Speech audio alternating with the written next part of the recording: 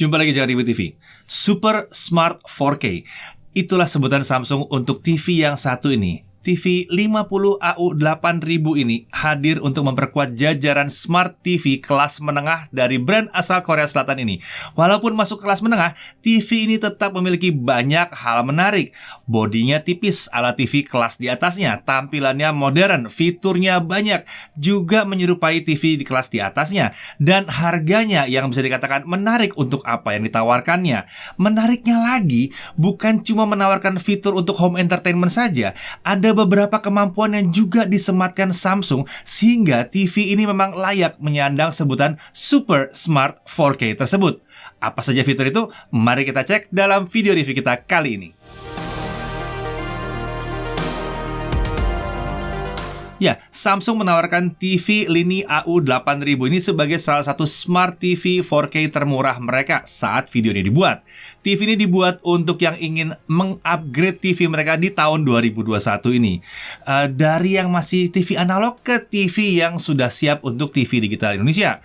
Bisa juga dari TV dengan ukuran kecil 32 inci ke yang relatif lebih besar. Kemudian dari TV yang belum smart ke Smart TV, atau dari TV yang masih HD Full HD ke TV yang menawarkan resolusi 4K UHD.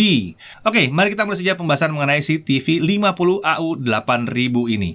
Nah, kita mulai dari apa saja isi paket penjualannya. Tentunya ada unit TV-nya ya. Lalu ada 2 buah stand float lift. Ada 2 buah klip untuk cable management bisa dipasang ke stand. Ada one remote, sebuah remote control dengan 2 baterai AAA, ada kabel power, dan paket dokumen, ada users manual dan ada warranty card di situ. Khusus untuk bulan September 2021 ini, ada bonus langganan Mola Entertainment dan Sports Double Stream selama 3 bulan, dan video Premier Platinum juga untuk 3 bulan. Nah, untuk desain, Samsung menyebut TV AU8000 ini menggunakan desain R Slim yang menandakan kalau TV ini memiliki bodi yang tipis. Dimensinya memang cukup tipis ya, tanpa stand ada di 1118,3 x 644,5 x 25,7 mm. Sementara dengan stand, dia menjadi 1108,3 x 683,6 x 228,8 mm. Ya, TV ini memang tipis, ketebalannya hanya sekitar 2,6 cm saja. Untuk sebuah TV 50 inci ini tipis ya.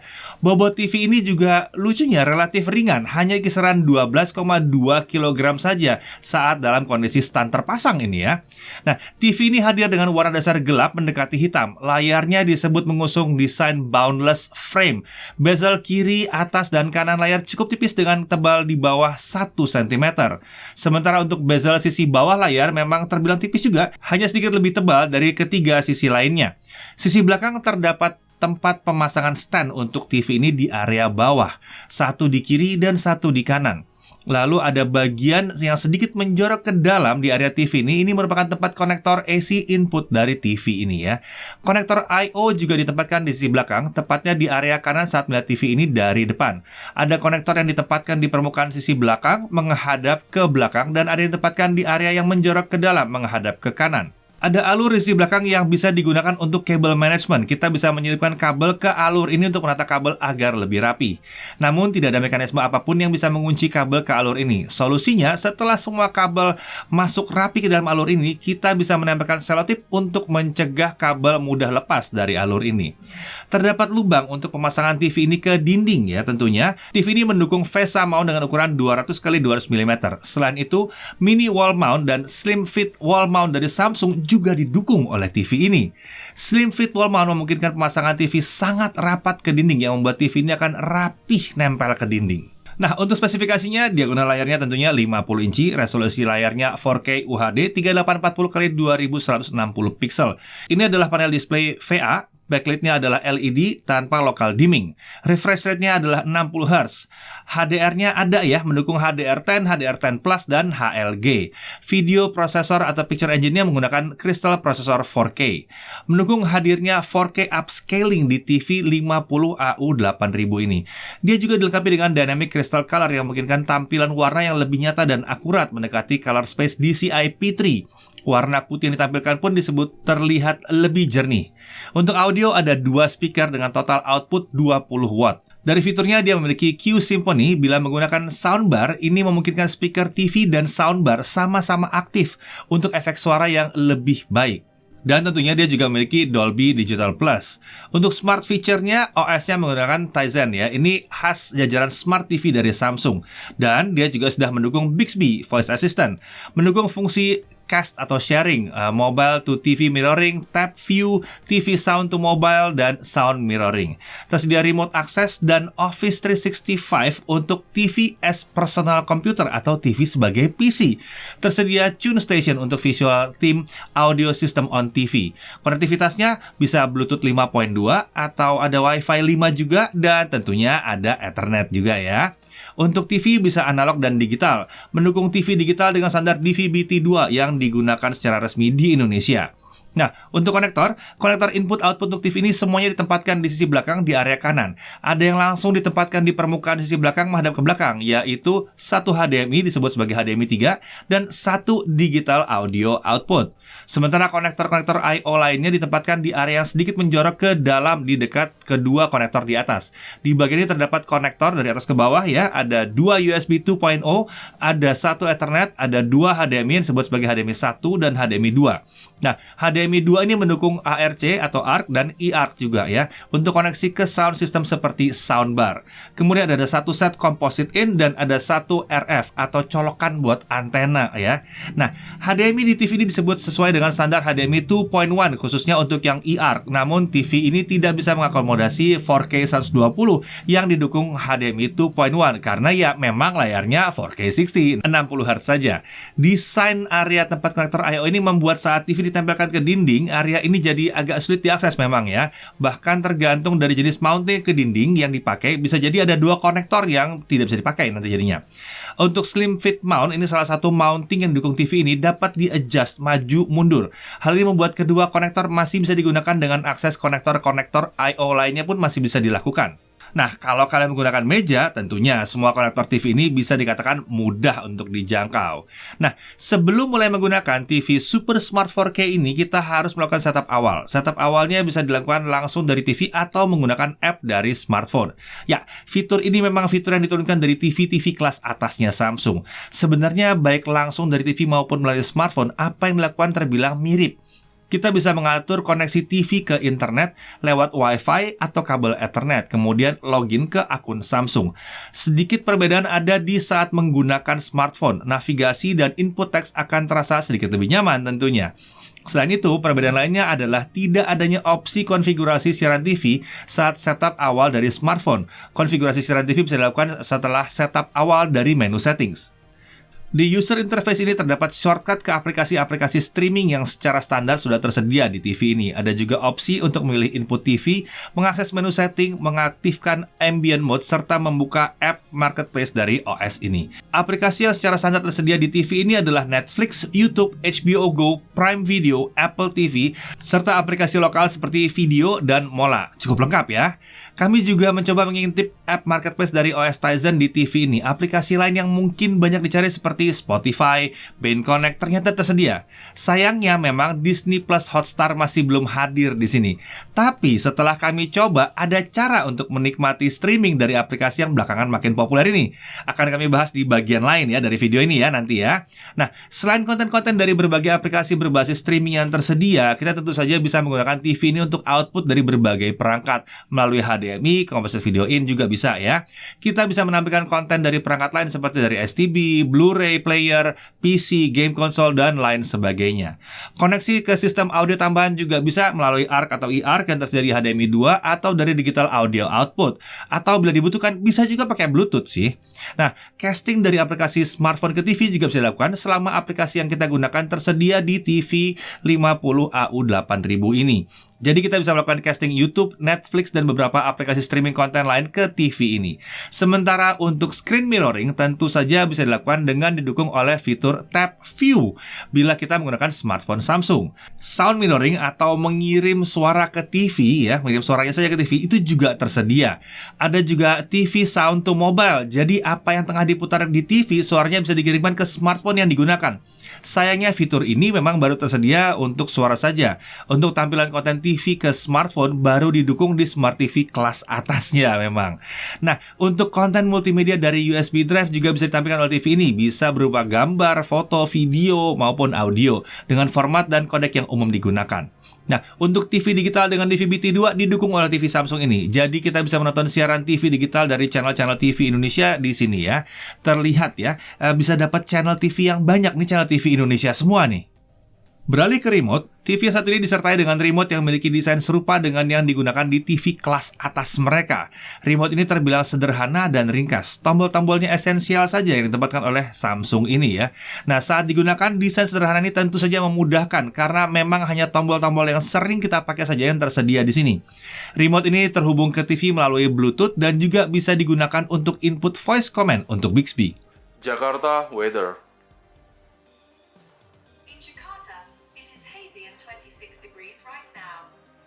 Menu atau tampilan UI utama dari Tizen di TV ini desain sebagai overlay. Jadi kita tidak perlu harus menutup konten yang tengah kita putar untuk mengubah picture mode dan beberapa setting lainnya. TV ini seperti TV kelas atas Samsung lainnya dilengkapi juga dengan ambient mode. Jadi TV ini bisa diatur untuk menampilkan tampilan yang membuatnya terlihat menyatu dengan latar belakang di sekitarnya.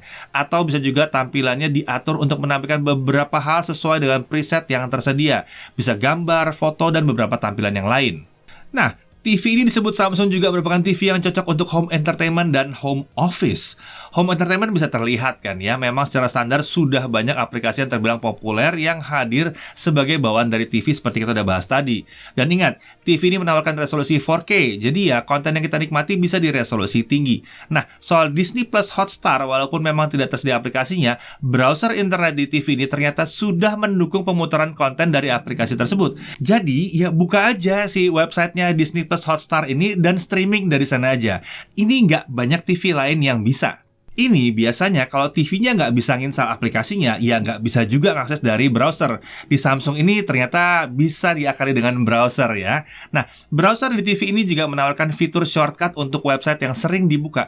Jadi dari menu utama TV kalau Disney Plus Hotstar ini cukup sering dibuka, cukup tekan ke arah atas dan bisa jadi shortcutnya ada di sini ya. Nah, masih dari home entertainment ada Tune Station. Saat dibuka, aplikasi ini bisa mengubah tampilan di TV jadi sebuah home audio system lengkap dengan tampilan speakernya. Tune Station ini kompatibel dengan beberapa layanan streaming musik seperti Spotify dan Joox.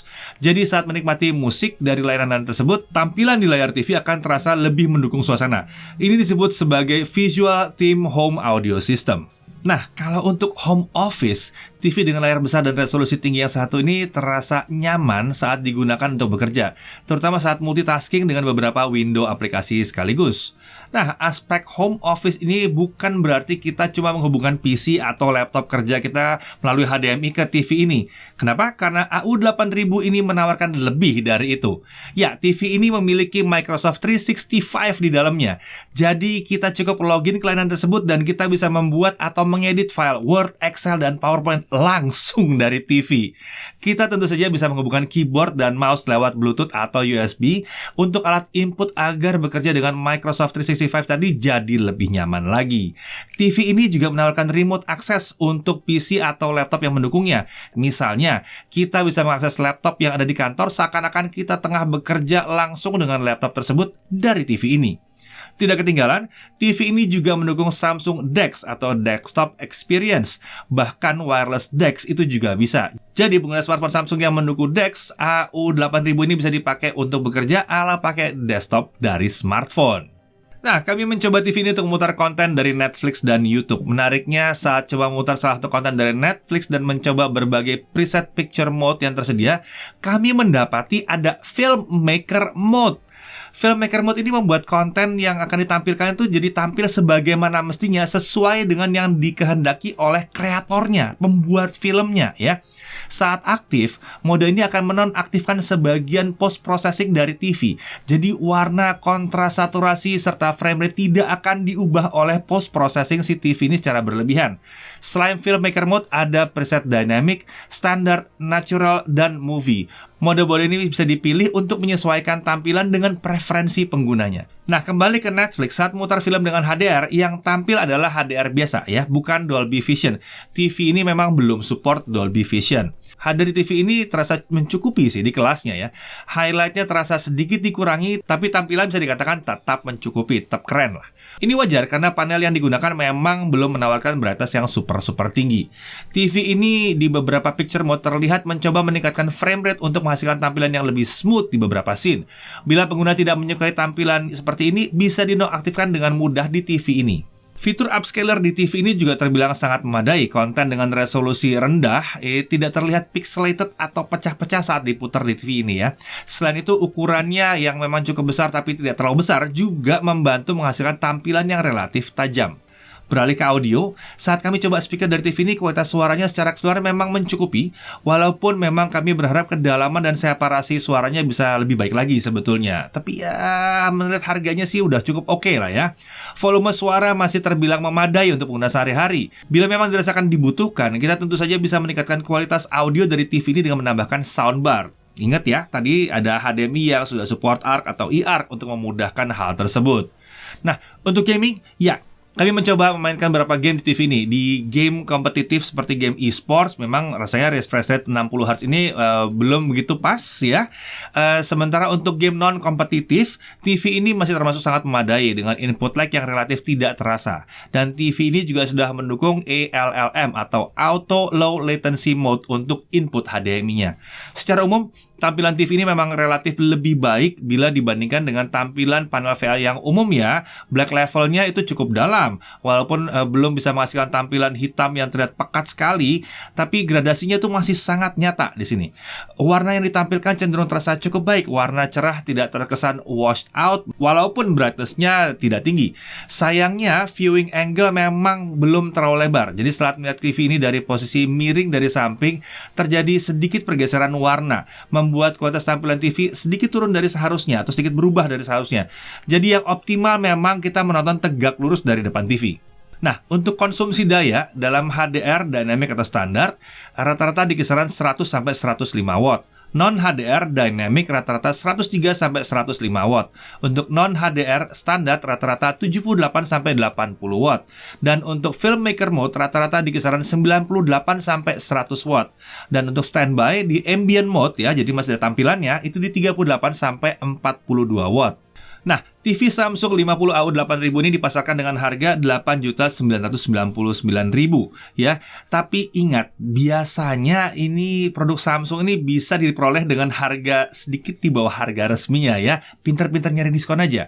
Buat kalian yang mencari TV dengan ukuran lebih kecil, tentunya ada juga 43AU 8000 dengan harga lebih rendah di 6.499.000. Oke, untuk hal yang perlu diperhatikan, dia belum mendukung Dolby Vision tapi tetap bisa menampilkan konten HDR walaupun brightness-nya memang tidak tinggi-tinggi amat ya. Color gamutnya memadai tapi memang bukan dibilang yang paling luas color gamutnya. Viewing angle-nya sedikit terbatas membuat kualitasnya sedikit berkurang kalau kita nontonnya tidak tegak lurus. Lalu belum dilengkapi dengan local dimming seperti di seri QLED membuat black level-nya tidak bisa yang luar biasa dalam. Walaupun terbilang relatif masih oke sih sebetulnya ya. Nah, dari sisi kelebihan, secara standar sudah dilengkapi dengan banyak aplikasi streaming konten populer. Fitur menarik bukan cuma untuk mendukung home entertainment, tapi juga untuk home office. Beberapa fitur dari TV Samsung kelas atas juga hadir di TV ini. Kualitas tampilannya juga jauh dari kata biasa saja, sesuai dengan harga yang ditawarkan ini. App Marketplace-nya juga cukup lengkap dengan sedikit minus di Disney Plus Hotstar, tapi bisa dihandle oleh browser di TV ini yang biasanya di TV lain nggak bisa. Kalau udah nggak bisa ada app-nya, ya nggak bisa di browsing juga. Nah ini bisa, ya kita bisa pakai browser. UI-nya dioptimalkan untuk pengaturan on the fly. Jadi kita tidak perlu nutup konten dulu untuk mengatur picture mode, audio, dan lain-lain. Ya ini TV banget ya. Lalu ada filmmaker mode. Ini membuat tampilan di TV ini terlihat seperti yang dikehendaki oleh kreator kontennya di Hollywood. Lalu dia sudah siap untuk menerima siaran TV digital sesuai dengan standar di Indonesia, di VBT2. Ya, Super Smart 4K ini menawarkan lebih dari Smart TV biasa memang. Fitur-fiturnya membuatnya berbeda seperti Tab View, Remote Access, dan beberapa fitur menarik yang lainnya ya. Tidak banyak atau mungkin belum ada Smart TV di kelas yang menawarkan fitur-fitur yang walaupun mungkin terkesan sepele, tapi akan sangat memudahkan seperti ini kalau kita tengah membutuhkannya. Kualitas tampilan terbilang baik, bukan yang luar biasa, tapi sudah cukup memanjakan mata saat menikmati konten dengan TV ini. Oke, Samsung 50AU 8000 ini bisa dikatakan merupakan pilihan yang menarik untuk yang memang ingin beralih dari TV lama mereka. Smart TV dengan dukungan aplikasi populer melimpah, mendukung TV digital Indonesia. Fiturnya menarik dan yang penting, harganya kami rasakan tidak terlalu tinggi untuk apa yang ditawarkannya. Saya Deddy Irfan, Jaga TV TV.